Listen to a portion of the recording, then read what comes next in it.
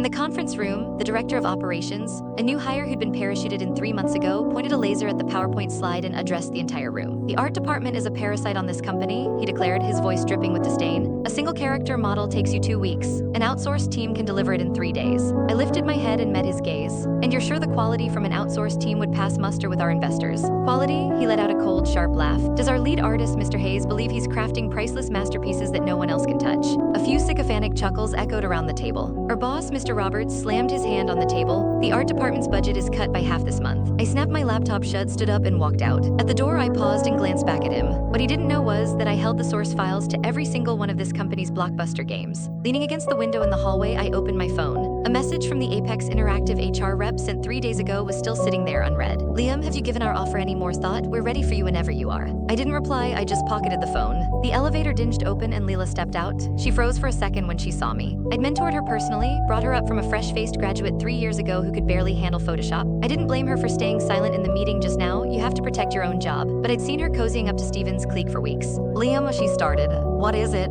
She bit her lip, her eyes darting away. "About the meeting just now, Don't worry about it," I cut her off. "Everyone picks a side." I turned and walked back to my office. She remained rooted to the spot, her eyes welling up with tears. At 9 that night, the art department's group chat exploded. Steven had posted a new notice. Effective immediately, all overtime meal stipends and cab fare reimbursements for the art department are canceled. Dave, one of the older modelers, typed a single question mark. "Steven, we often have to work until 11 or midnight. This is." Steven's reply was instantaneous. "This company doesn't pay for dead weight. If you feel mistreated, you're free to resign." The chat went dead silent. I stared at my phone screen, then opened my notes app. I took a screenshot, logged the date, and saved it. That made 7. The next morning, Leela knocked on my office door. "Liam, Steven wants me to take over the character design for Shadowblade." I looked up at her. Shadowblade was the company's new $30 million project. I'd spent a solid month burning the midnight oil to perfect the main character design. "He said the original art is too dark, that the investors won't like it," she mumbled, avoiding my eyes. "He wants me to design a new version with a lighter, more accessible style." "Fine," I said, "go ahead." She was clearly taken aback by how easily I agreed, staring at me for a full 2 seconds.